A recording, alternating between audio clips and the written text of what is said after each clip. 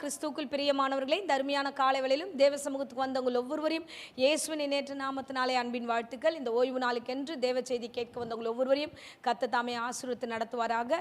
செய்திக்கு முன்பதாக கண்களை மூடி நாம் ஜெபிப்போம். ஸ்தோத்திரம் ஏசப்பா, உம்மை துதிக்கிறோம் ஆண்டவரே. அப்பா உமக்கு நன்றி ஆண்டவரே.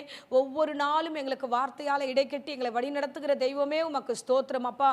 அப்பா இந்த வார்த்தைகள் ஆண்டவரை கேட்கிற பிள்ளைகளுக்கு பிரயோஜனம் உண்டாக நீர் வழி நடத்துவீராக. எல்லா தடைகளும் நீக்கி போட்டு தேவ சமாதானத்தோடு ஒவ்வொரு குடும்பத்தாரையும் நீ நடத்தும்படியாய் ஜெபிக்கிறோம். இந்த வார்த்தைகள் ஆண்டவரே அப்பா ஒவ்வொருவருடைய வாழ்க்கையில 100 மருதும் பலன் தரத்தக்கதாய் கர்த்தர் கிருபையில் தருவீராக. எல்லா தடைகளும் நீக்கி போடுங்க. தேவரீர் எங்களை தொடர்ந்து வழி நடத்தும். இயேசுவின் நாமத்திலே ஜெபித்து ஒப்பு கொடுக்கிறேன் நல்ல பிதாவே. ஆமென் ஆமென். ஹல்லேலூயா. கர்த்தர் நல்லவர், அவர் கிருபை என்றும் உள்ளது. இந்த நாள் வரைக்கும் கர்த்தர் நம்மளை எத்தனையோ காரியங்களில் திடமாய் நடத்தியிருக்கிறார். இந்த காலகட்டத்திலையும் கர்த்தர் நம்மளை நடத்த வல்லவராயிருக்கிறார். ஆமென் ஹல்லேலூயா. ஸோ நீங்கள் சத்தியத்தை கேட்க வரும்பொழுதெல்லாம் நிச்சயமாய் சத்தியத்தில் அநேக காரியங்கள் பேசுவார்.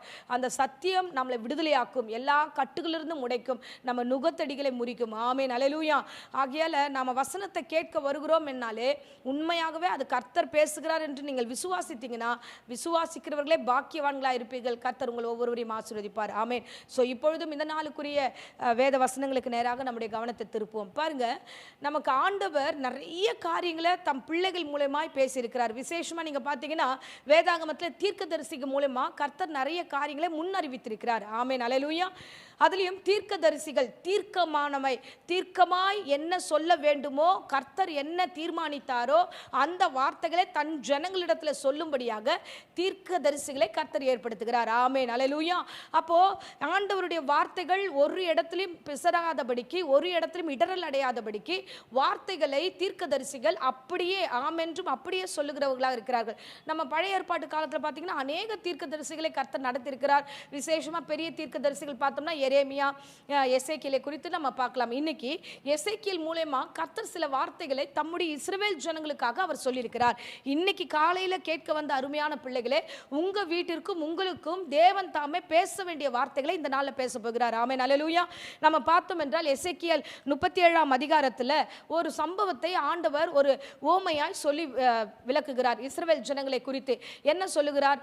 எசேக்கியாவை பார்த்து சொல்லுகிறார், ஒரு பள்ளத்தாக்கு இடத்துல கொண்டு போய் நிறுத்தி அங்க உலர்ந்த எலும்புகள் இருக்கிற அந்த பள்ளத்தாக்கு முழுக்க உலர்ந்த எலும்புகள், அந்த எலும்புகளை பார்த்து எசேக்கியாவை பார்த்து சொல்லுகிறார், நீ இதை உயிர் அடையுமா அப்படின்னு அவர் கேட்கிறாரு. அப்போ அந்த எசேக்கியேல் என்ன சொல்லுகிறார், கர்த்தர் என்ன சொல்லுகிறார் என்பதெல்லாம் நம்ம இப்ப பார்க்கலாம், வாசிக்கலாம். எசேக்கியேல் 37ஆம் அதிகாரம் 1-4 வசனங்களை வாசிப்போம். கர்த்தருடைய கை என்மேல் அமர்ந்து கர்த்தர் என்னை ஆவிக்குள்ளாக்கி வெளியே கொண்டு போய் எலும்புகள் நிறைந்த ஒரு பள்ளத்தாக்கின் நடுவில் நிறுத்தி என்னை அவைகளின் அருகே சுற்றி நடக்க பண்ணினார். இதோ பள்ளத்தாக்கின் வெட்ட வெளியிலே அந்த எலும்புகள் மகா திரளாய் கிடந்தது, அவைகள் மிகவும் உலர்ந்ததாய் இருந்தது. அவர் என்னை நோக்கி, மனுபுத்திரனே, இந்த எலும்புகள் உயிரடையுமா என்று கேட்டார். அதற்கு நான், கர்த்தராகிய ஆண்டவரே, தேவரீர் அதை அறிவீர் என்றேன். ஆமென் ஹல்லேலூயா. இப்போ கர்த்தருடைய கை இந்த தீர்க்கதரிசி மேல் வந்த உடனே இந்த தீர்க்கதரிசியை கர்த்தர் ஆவியானவர் கொண்டு போகிறார். ஆமென் ஹல்லேலூயா. பாருங்க, ஒவ்வொரு மனுஷருக்குள்ளாக பரிசுத்த ஆவியானவர் இறங்கும் பொழுது அவர் என்ன செய்ய நினைக்கிறாரோ, கர்த்தர் என்ன செய்ய நினைக்கிறாரோ, எந்த இடத்துக்கு கொண்டு போக வேண்டும் என்று நினைக்கிறாரோ அந்த இடத்துக்கு அவர் கொண்டு போக வல்லவராய் இருக்கிறார். ஆமென் ஹல்லேலூயா. ஆவியானவர் இப்பொழுது எசேக்கியாவை எங்கே கொண்டு போகிறார்னோ ஒரு பள்ளத்தாக்குல கொண்டு போகிறார். அந்த பள்ளத்தாக்கு முழுவதும் எப்படி இருந்ததுன்னா உலர்ந்த எலும்புகள், முழுக்க ஒரு யுத்தத்தில் மரித்து போன ஒரு கூட்டத்தை போல எல்லாம் உலர்ந்து போய் நீண்ட காலமாய் அதுல விழுந்து கிடக்கிறதான அந்த உலர்ந்த எலும்புகள், அந்த எலும்பு கிட்ட கொண்டு போகிறார். ஹல்லேலூயா. அந்த இடத்துல கொண்டு போகும்போது மகா திரளாய் இருக்கிறது ஒன்று, ரெண்டாவது அது உலர்ந்து போயிருக்கிறது. அது கிட்ட அந்த எலும்புல ஒண்ணுமே கிடையாது, வெறும் உலர்ந்து போன எலும்புகள், நீண்ட கால எலும்புகள்.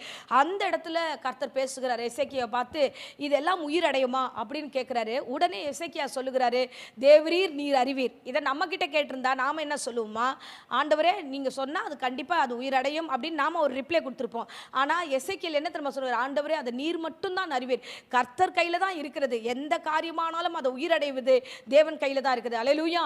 அந்த வார்த்தை சொன்ன உடனே கர்த்தர் தாமே சொல்கிறார், நீ போய் அந்த பள்ளத்தாக்குல இருக்கிறதான அந்த உலர்ந்த எலும்புகளை பார்த்து நீர் ஒரு வார்த்தை சொன்ன. 4வது வசனத்தை வாசிப்போம். அப்பொழுது அவர், நீ இந்த எலும்புகளை குறித்து தீர்க்க தரிசனம் உரைத்து அவைகளை பார்த்து சொல்ல வேண்டியது என்னவென்றால், உலர்ந்த எலும்புகளே, கர்த்தருடைய வார்த்தையை கேளுங்கள்.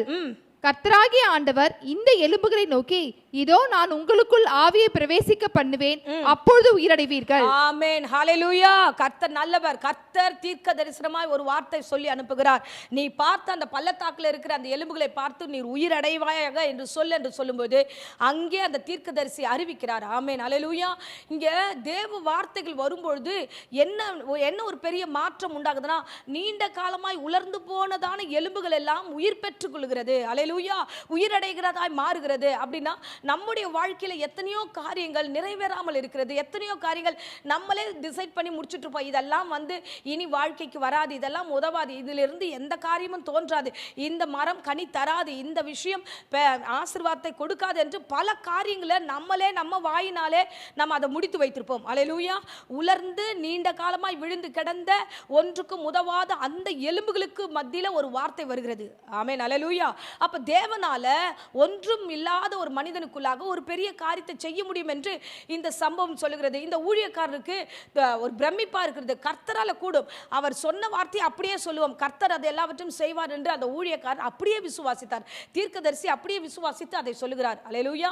சொன்ன மாத்திரத்துல அங்க விசேஷமாய் 4 காரியங்கள் நடக்கிறது. 1 6ஆம் வசனத்தை நம்ம வாசிப்போம். நான் உங்கள் மேல் நரம்புகளை சேர்த்து உங்கள் மேல் மாம்சத்தை உண்டாக்கி உங்களை தோலினால் மூடி உங்களில் ஆவியை கட்டளையிடுவேன். ஆமென். என்ன நடக்க போகுதோ அதை அவ்வளவு திட்டமாய் சொல்லுகிறார். ஆமென். கர்த்தரிடத்திலிருந்து வருகிற வார்த்தை வானமும் பூமியும் ஒழிந்தாலும் ஒரு நாளும் ஒழிந்து போவதில்லை. ஹல்லேலூயா. இன்னைக்கு இந்த பிரசங்கத்து மூலமா உங்க வீட்டுக்குள்ள வருகிறது, இந்த பிரசங்கத்து மூலமா உங்க இருதயத்துக்குள்ள வருகிறது. நீங்கள் சிலரை உலர்ந்து போனதென்று எதை நினைத்தீர்களோ அதற்கு ஆண்டவர் என்ன சொல்லுகிறார்னா, அதை நான் உயிர்ப்பிக்கிறேன். ஹல்லேலூயா. முதல் காரியம் அதுல பாத்தீங்கன்னா நரம்புகள் சேர்க்கப்படுகிறது. ஹல்லேலூயா. மாம்சம் அதுல உருவாக்கப்படுது. முதல்ல மாம்சம் வந்திருந்தா என்ன இருக்கும் பாருங்க.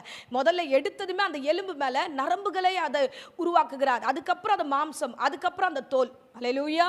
பார்த்தீங்கன்னா இதில் விசேஷமாக நம்ம ஒரு காரியத்தை பார்க்குறோம். அந்த தோல் இருக்குது பாருங்க, அந்த தோல் மூடாமல் இருந்திருந்ததுன்னா எல்லாமே ஒரே மாதிரி தான். இப்போ இந்த கறிக்கடையில் அந்த கறியை தோலெல்லாம் உரித்து ஒரே மாதிரி பார்ப்போம். அப்போ எல்லா ஜனங்களும் ஒரே ஜனங்கள் தான் தெரிஞ்சிருக்கும். அந்த அளவுக்கு அந்த அந்த ஒரு ஒரு சீனையும் ஆண்டவர் ஒவ்வொன்றாய் காண்பிக்கிறார். இந்த எலும்பு மேலே முதல் நரம்பு இருக்கணும், இந்த எலும்புக்கு மேலே நரம்புக்கு மேலே அடுத்தது தோல், அந்த மாம்சம் இருக்கணும், மாம்சத்துக்கு மேலே அந்த தோலை மூட வேண்டும் என்று. ஹல்லேலூயா. இந்த காரியமெல்லாம் செய்து அப்படியே விட்டுருந்தாருன்னு வச்சுக்கோ, அது பிரேதம். ஆமா தானே, அது பிரேதம், ஒன்றுமே இல்லை. அந்த பிரேதத்தை உருவாக்கிட்டு கர்த்தர் விட்டுருந்தா பரவாயில்ல, அந்த பிரேதத்துக்கு அவர் ஆவியை அனுப்புகிறார். ஹல்லேலூயா. அந்த பிரேதத்துக்குள்ள ஆவி. இப்போ பிரேதம் பார்த்தீங்கன்னா பிரேதம் பேசாது, பிரேதம் ஒரே இடத்துல தான் இருக்கும். பிரேதம் அப்படியே இருந்துச்சுன்னா, அதாவது பிணம் அது அப்படியே இருந்துச்சுன்னா அது நாற்றம் அடிக்கும். ஆமாவா இல்லையா? அப்போது நம்ம சில வார்த்தைகளை, கர்த்தருடைய வார்த்தைகளை முழுமை பெறாமையே சில நேரங்களில் அறகுறையாக நம்ம செஞ்சிடறோம். இப்போ இங்கே பார்த்தீங்கன்னா கர்த்தர் சொல்கிறார், நான் உனக்குள்ள கட்டளையிட்டா இந்த 4 காரியம் உன் வாழ்க்கையில் நடக்கும். அப்போ அது வரைக்கும் நாம் நிதானத்தோட பொறுமையோட சில காரியங்களை நாம் காத்திருக்கணும். நாம் என்ன பண்ணுகிறோம், சில நேரங்கள் காத்திருப்பு இல்லாம அவசரப்பட ஆரம்பிக்கிறோம். நாம பின்னாடி ஆண்டவர் செய்யற காரியம் என்னதென்று அறியாதனால கர்த்தர் கடைசியில அந்த ஆவியை அனுப்புற வரைக்கும் நம்ம பொறுமையா இருக்கிறது இல்ல. நிறைய விஷயங்களை தூக்கி போடுறதுக்கான காரணம் என்னன்னா அந்த பொறுமை இல்லாததான். இங்க வசனம் சொல்லுகிறது, 4வதாக என் ஆவியை நான் கட்டளையிடுகிறேன். ஹல்லேலூயா, ஹல்லேலூயா. கர்த்தர் நல்லவர், கர்த்தர் நல்லவர். கர்த்தர் கட்டளையிடாது இருக்க எதுவுமே உயிர் பெறாது. கர்த்தர் கட்டளையிடாது இருக்க நம்ம எதையுமே பெற்றுக்கொள்ள முடியாது. கர்த்தர் கட்டளையிடாது இருக்க எந்த காரியம் ஜீவன் வராது. ஹல்லேலூயா. அப்ப கர்த்தர் கட்டளையிட்டா ஒன்றுமில்லாத இடத்துல இருந்து கர்த்தர் காரியங்களை உருவாக்கவும் வல்லவராயிருக்கிறார். ஆமென், ஹல்லேலூயா. அப்ப தேவன் இந்த காலகட்டத்தில், இந்த நாளில், இந்த வாரம் உங்களிடத்துல என்ன பேச விரும்புகிறார்னா, உலர்ந்த காரியங்களை நான் ஒவ்வொன்றாய் உயிர்ப்பித்து தருவேன். ஒவ்வொரு காரியத்தை உங்களுக்குள்ளாக முதலாவது உங்களுடைய சரீரத்தில் ஏற்படுகிற எல்லா மாற்றத்தையும் நீங்கள் காண்பீர்கள். ஆமென். பாருங்க, அந்த உலர்ந்த எலும்புகளுக்குள்ளாக நம்பிக்கையற்ற வாழ்க்கை, அதுதான் அந்த உலர்ந்த எலும்பை சொல்லப்படுது. நம்பிக்கையற்ற சூழ்நிலைகள், என்ன வாழ்க்கை, என்ன சூழ்நிலை, எதுவுமே சரியா இல்லையே, அந்த நம்பிக்கையற்ற இடத்துல கர்த்தர் தன்னுடைய வார்த்தையை நம்பிக்கையாய் உள்ளே அனுப்புகிறார். ஆமென். இந்த பிரசங்கத்து மூலமா உங்கள் வீடுகளுக்குள்ளாக உங்களுக்குள்ளாக கடந்து வருகிறார். உங்களுக்குள்ளாக நரம்பை புதிதாய் மாற்ற போகிறார். புதிய சதைகளை உருவாக்க போகிறார். புதிய தோலினாலே மூட போகிறார். புதிய காரியங்களை நீங்கள் மடியும் பொழுது, அதாவது விசுவாசம் இல்லாமல் விழுந்த பொழுது வேற உணர்வோடு விழுந்தீங்க, வேற காரியம் ஃபெயிலியரா விழுந்தீங்க, சில விஷயங்கள் உலர்ந்து போச்சுன்னு விட்டுட்டீங்க, எதுவும் வேண்டான்னு தள்ளினீங்க. ஆனா கர்த்தர் அந்த ஸ்தானத்திலிருந்து நீ எதெல்லாம் விட்டியோ நான் புதுசா உனக்கு உருவாக்குகிறேன். புதிய நரம்பு, புதிய ரத்தம், எல்லாவற்றையும் ஆண்டவர் நியூ திங்ஸா, புதிய காரியமாய், புதிய விஷயமாய் அவர் மாற்ற வல்லவராய் இருக்கிறார். அல்லேலூயா. என் அன்பு பிள்ளையே, இந்த பிரசங்கத்துல நீங்கள் விசுவாசித்து கேட்பீர்கள் என்றால், கர்த்தர் எனக்கு தான் பேசுகிறார், எனக்கு இந்த பிரசங்கத்து மூலமா ஆவியை உள்ளே கட்டளையிடுகிறார் என்றால், முதலாவது காரியம் என்ன தெரியுமா அங்க நடக்கிறது? வாசிப்போம். 7வது வசனத்தை வாசிங்க. எனக்கு கட்டளையிட்டபடியே நான் தீர்க்க தரிசனம் உரைத்தேன். நான் தீர்க்க தரிசனம் உரைக்கையில் ஒரு இரைச்சல் உண்டாயிற்று. இதோ அசை உண்டாகி ஒவ்வொரு எலும்பும் தன் தன் எலும்போடே சேர்ந்து கொண்டது. ஆமென். ஹல்லேலூயா. அற்புதமான வார்த்தை பாருங்க. தீர்க்கதரிசி சொன்ன மாத்திரத்துல ஒரு பெரிய இரைச்சலின் சத்தத்தை ஆண்டவர் அனுப்புகிறார். ஆமென். இன்றைக்கு எந்தெந்த வீடுகளுக்குள்ளாக இந்த வார்த்தைகள் கடந்து போகிறதோ உங்களுக்குள்ளாக ஒரு அசைவை கர்த்தர் ஏற்படுத்துவார். ஆமென்.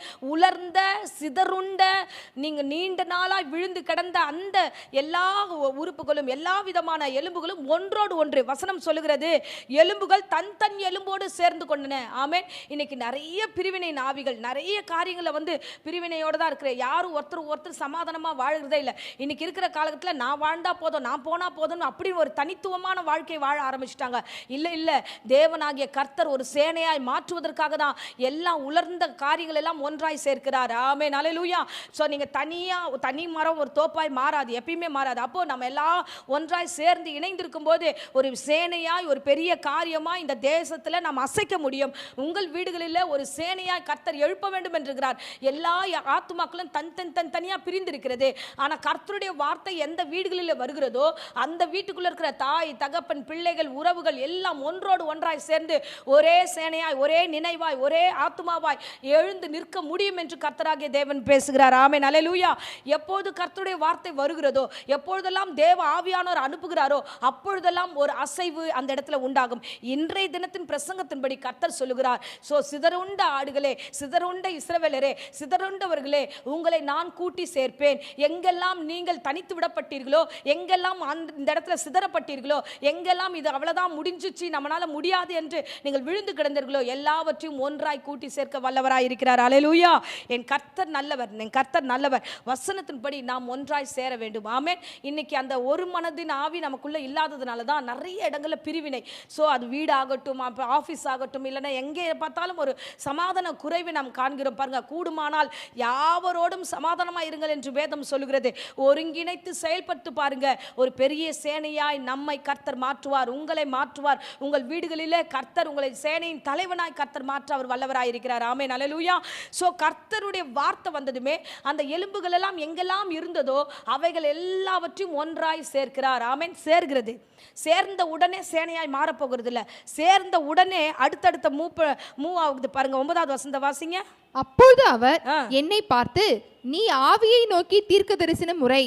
மனுபுத்திரனே, நீ தீர்க்க தரிசனம் உரைத்து ஆவியை நோக்கி, கர்த்தராகிய ஆண்டவர் உரைக்கிறது என்னவென்றால், ஆவியே, நீ காற்று திசை 4லும் இருந்து வந்து கொலையுண்ட இவர்கள் உயிரடையும்படிக்கு இவர்கள் மேல் ஊது என்கிறார் என்று சொல் என்றார். ஹல்லேலூயா. ஹல்லேலூயா. கொலையுண்ட ஆவிகள் இவைகளாம், சிதறடிக்கப்பட்ட ஆவிகள், ஹல்லேலூயா, உலர்ந்த ஆவிகள், சிதறி போன இந்த காரியத்தை தான். ஆமென். எங்கே சிதைக்கப்பட்டீர்களோ, எங்கே நீங்கள் உருக்குலைந்து விழுந்து போனீர்களோ, அப்பேற்பட்ட ஆவிகளுக்காக கர்த்தர் இந்த காலை வேளையில் உங்களோடு கூட பேசுகிறார். ஆமென். கர்த்தருடைய ஆவி உங்கள் மீது வீசப்படுகிறது. ஆமென். அல்லேலூயா. புதிய ஏற்பாட்டில் அதுதான் பார்க்கிறோம். ரட்சகராக இயேசு கிறிஸ்து நமக்காக வந்தார். வந்து அவர் 3ஆம் நாள்ல நமக்காக உயிரோடு எழுந்தது மாத்திரமல்ல, தம் பிள்ளைகளோடு 40 நாள் அளவும் அவர் ஒவ்வொரு பிள்ளைகளிடத்திலும் அவர் பேசி கடந்து போகும்போது சொல்கிறார், நீங்க எருசலேமிலே காத்திருங்கள், உங்களுக்காக 50வது நாள் ஒரு பெரிய அற்புதம், பெந்தகோஸ்தே என்னும் நாள் வருகிறது.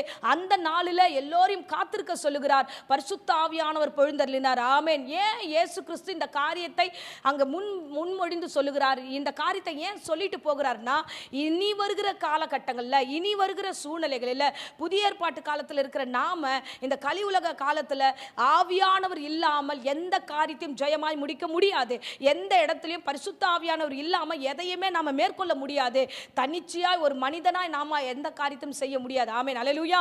அதுக்கு தான் சொல்லுகிறார், நீங்கள் பலனடையத்தக்கதாக நீங்க காத்திருங்க. 50வது நாள் பார்த்தீங்கன்னா 120 பேர் ஒரே இடத்துல கூடி இருந்தார்கள். பரிசுத்த ஆவியானவர் அவர்கள் மீது பொழிந்தருளப்பட்டார். அல்லேலூயா. அன்னைக்கு விழுந்த அந்த அக்கினி அபிஷேகம் இந்த நாள் வரைக்கும் நம் மீது பொழிந்தப்பட்டிருக்கிறது. அல்லேலூயா. ஆவியானவர் இன்றைக்கும் ஒருமித்து கட்டி அனைத்து எல்லா காரியத்தையும் நடத்துகிறார் என்றார் பரிசுத்த ஆவியானவர். பரிசுத்த ஆவியானவர் எங்கு உண்டோ அங்கெல்லாம் இணைப்பு உண்டு. பரிசுத்த ஆவியானவர் எங்கு உண்டோ அங்கெல்லாம் சுகம் உண்டு. பரிசுத்த ஆவியானவர் எங்கு உண்டோ அங்கெல்லாம் ஒரு பெரிய சேனையா எழுந்திருக்க முடியும். ஆமென். அதை தான் இந்த நாட்களில் பழைய ஏற்பாட்டு காலத்தில் எசேக்கியேலில் ஆண்டவர் இவ்வளவு திட்டமாய் பேசுகிறார். இவ்வளோ காரியத்தை யார்கிட்ட பேசுகிறார்னா 11வது வசனத்தை வாசிச்சோம்னா அங்க திட்டமாய் இஸ்ரவேல் ஜனங்கள் தான் இப்பேற்பட்ட ஒரு சூழ்நிலையில் இருக்கிறார்கள் என்று பேசுகிறார். வாசிப்போம். அப்பொழுது அவர் என்னை நோக்கி, மனுபுத்திரனே, இந்த எலும்புகள் இஸ்ரவேல் வம்சத்தார் அனைவருமே, இதோ அவர்கள் எங்கள் எலும்புகள் உலர்ந்து போயிற்று, எங்கள் நம்பிக்கை அற்று போயிற்று, நாங்கள் அறுப்புண்டு போகிறோம் என்கிறார்கள். ஆமென். ஹல்லேலூயா. நம்பிக்கையற்ற சிறைகளே, இன்னைக்கு நம்பிக்கை அற்று போச்சு. இந்த இஸ்ரவேல் ஜனங்கள் தான் ஆண்டவர் நாங்கள் சிதறுண்டு போயிட்டோம், எங்களுடைய ஆவி எங்களிடத்துல இல்லை என்று இஸ்ரவேல் ஜனங்கள், சிதறப்பட்ட ஜனங்கள் தான் இந்த ஆவியானவர் சொல்லுகிறார். இந்த ஜனங்களை குறித்து தான் என் தீர்க்க தரிசனம் இருக்கணும். அவர்களை படுகுழியில தள்ளி இருக்கிறார்கள். சோ இந்த இடத்துல பார்த்தா பள்ளத்தாக்கில தள்ளப்பட்ட இந்த இஸ்ரவேல் ஜனங்களுக்காக நீங்கள் தீர்க்க தரிசனம் உரைக்க வேண்டும். ஆமென். அல்லேலூயா. என் தேவன் எப்பொழுதுமே எல்லா ஜனங்களையும் உயிர்ப்பிக்கிற தேவனாய் இருக்கிறார். எந்த ஜனத்தையும் ஆண்டவர் கைவிடவே மாட்டார். ஆமென். அல்லேலூயா. அதனால தான் வசனம் சொல்லுது, நீ பயப்படாதே, நான் உனக்கு துணை நிற்கிறேன் என்று சொல்லி ஆண்டவர் ஒவ்வொரு இஸ்ரவேலரையும் பார்த்து ஆண்டவர் சொல்ல, நீ பயப்படாத, உனக்கு துணையாய் உன்னோடு கூட இருந்து நான் எழுந்து நடத்துவேன் என்று சொன்னார். அது மாத்திரமில்லை, யாக்கோப் என்னும் பூச்சியை என்று சொல்லி அந்த பூச்சியை என்னவாய் மாற்றினார் என்றால் எந்திரமாய் மாற்றினார். நம்ம வாசிக்கிறோம் பாருங்க, ஏசாயா 41ஆம் அதிகாரம் 14ஆம் வசனத்துல நம்ம வாசிக்கிறோம், யாக்கோபு என்னும் பூச்சியே, இஸ்ரவேலின் சிறு கூட்டமே, பயப்படாதே, நான் உனக்கு துணை நிற்கிறேன் என்று கர்த்தரும் இஸ்ரவேலின் பரிசுத்தருமாகிய உன் மீட்பர் உரைக்கிறார். ஆமென். ஹல்லேலூயா. அது மாத்திரமில்லை, அப்புறம் பாத்தீங்கன்னா அந்த பூச்சியை கர்த்தர் எந்திரமாய் மாற்றுகிறார். ஒரு பூச்சி எப்படி எந்திரமாய் மாறும், சிதறுண்ட ஜனம் எப்படி ஒரு சேனையாய் மாறும். ஆமென். ஹல்லேலூயா. தள்ளப்பட்ட ஜனங்கள் எப்படி உயர்த்தப்படுவார்கள். ஆண்டவராகிய கிறிஸ்துனுடைய ஆவி எங்கெல்லாம் வருகிறதோ அங்கெல்லாம் அந்த பூச்சிகள் எப்படியாய் மாறுகிறதுன்னா எந்திரமாய் மாறி எல்லாவற்றையும் நொறுக்கி இருக்கிறது. அல்லேலூயா. எங்கெல்லாம் கர்த்தருடைய ஆவி வருகிறதோ அங்கெல்லாம் சிதறுண்ட ஆவிகள் எல்லாம் ஒன்றாய் சேர்ந்து இஸ்ரவேல் ஜனங்களாய் ஒரு பெரிய சேனையாய் மாற்றுகிறது. அப்படியா இந்த பிரசங்கத்தை கேட்கிற அருமையானவர்களே, பிரிந்தார்கள், போனார்கள், கடந்தார்கள், நான் சிதறுண்டேன், எனக்கு யாரும் உதவி செய்யல, நான் இப்படியாய் தனித்து விடப்பட்டேன், நான் படுகுழியில் இருக்கிறேன் என்று புலம்பிக் கொண்டிருந்தா உங்களுக்கு தான் கர்த்தர் பேசுகிறார். துணையாய் நான் இருக்கிறேன். என் வார்த்தை உன் வாயில் உன்னிடத்தில் வருகிறது, என் வார்த்தை உன் வீட்டில் வருகிறது, உன்னிடத்தில் வருகிறது. நீ மிகப்பெரிய சேனையாய் எல்லா காரியத்தோடு இணைந்து செயல்படுவாய் என்று தீர்க்க தரிசனமாய் கர்த்தர் சொல்லுகிறார். ஆமென். அல்லேலூயா. இஸ்ரவேலே, நீ பயப்படாதே, இஸ்ரவேலே நீ கலங்காதே, நீ சிதறுண்டதை கர்த்தர் காண்கிறார், நீ சிதறுண்டு விழுந்து கிடக்கிறதை கர்த்தர் காண்கிறார், பள்ளத்தாக்கின் மடியில விழுந்து கிடக்கிறதை கர்த்தர் காண்கிறார், பள்ளத்தாக்கில் இருக்கிற உன்னை சிகரத்துக்கு கொண்டு வந்து சேர்க்க கர்த்தர் வல்லவராய் இருக்கிறார். இன்றைய தினம் தீர்க்க தரிசனமான வார்த்தை உங்கள் வீடுகள் வருகிறது, உங்கள் சபைக்கு வருகிறது, உங்களிடத்துல வருகிறது. கர்த்தர் ஆவி அனுப்பி உங்களை உயிரடை செய்து வழி நடத்துவார். கடைசியாய் வாசிப்போம், 14ஆம் வசனத்தை நாங்கள் வாசிப்போம். என் ஆவியை உங்களுக்குள் வைப்பேன், நீங்கள் உயிரடைவீர்கள், நான் உங்களை உங்கள் தேசத்தில் வைப்பேன், அப்பொழுது நான் கர்த்தர் என்று அறிந்து கொள்வீர்கள். இதை சொன்னேன், இதை செய்வேன் என்று கர்த்தர் உரைக்கிறார் என்று சொல் என்றார். ஆமென். ஹல்லேலூயா. கர்த்தர் சொல்லுகிறார், கர்த்தர் செய்வார். ஆமென். நீங்கள் உயிர் அடைவீர்கள். எதுல ஹோப் இல்லாம போச்சோ அந்த காரியத்துல கர்த்தர் நம்பிக்கையின் சிறகு உள்ளவராக அவர் உங்களிடத்துல பறந்து வருகிறார், ஆசீர்வதிக்கிறார், உங்களோடு கூட இருக்கிறார், பெரிய காரியங்களை செய்ய போகிறீர்கள். கர்த்தராகிய தேவன் உங்களை எழுப்பி நடத்த போகிறார். அந்த வார்த்தைகள் பாருங்க, நீங்கள் உயிரடைவீர்கள். ஆமென். அடுத்த வார்த்தையை சொல்கிறார், தேசத்துல கொண்டு வந்து வைப்பேன், நீ இருக்கிற இடத்துல உன்னை நிலைநிற்க பண்ணுவேன். ஆமென். தலை குனிந்த இடத்துல தலை நிமிர செய்வேன். எந்த வீடோ, எந்த இடமோ, எந்த ஸ்தலமோ எங்கே அற்று போனாயோ அதே இடத்துல உன்னை கொண்டு வந்து நிலைநிற்க பண்ணுவேன் என்று சொல்லி கர்த்தர் சொல்லுகிறார். சொன்னதை அவர் செய்யவும் வல்லவராயிருக்கிறார். ஆமென். அல்லேலூயா.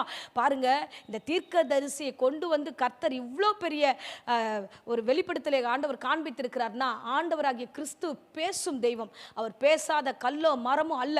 நீங்கள் கடந்த நாட்கள் என்னெல்லாம் புலம்பினீர்களோ, எங்கெல்லாம் உலர்ந்து போன இடத்துல விழுந்து கிடந்தீங்களோ, எந்த பள்ளத்தாக்கில் கண்ணீரை வடித்தாயோ அங்கிருந்து கர்த்தர் சொல்கிறார், உன்னை தேசத்தில் கொண்டு வந்து வைத்து உனக்கு உயிரை கொடுத்து சொன்ன வார்த்தை நிறைவேற்றுவேன்.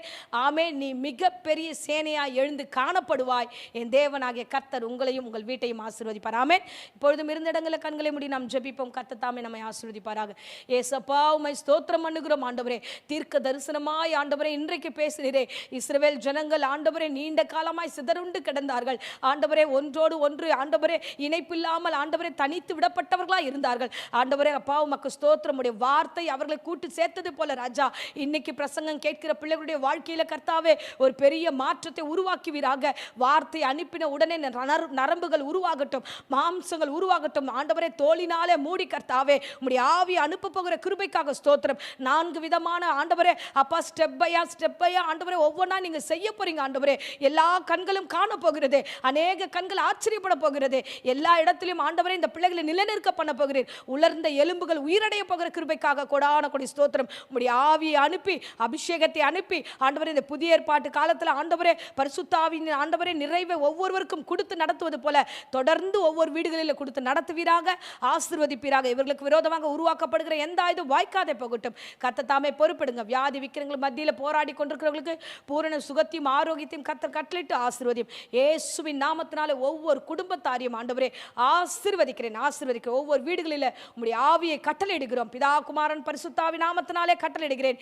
எல்லாம் உயிரடையட்டும். இயேசுவின் நாமத்திலே ஜெபிக்கிறேன் நல்ல பிதாவே. ஆமென், ஆமென். Praise the Lord. God bless you.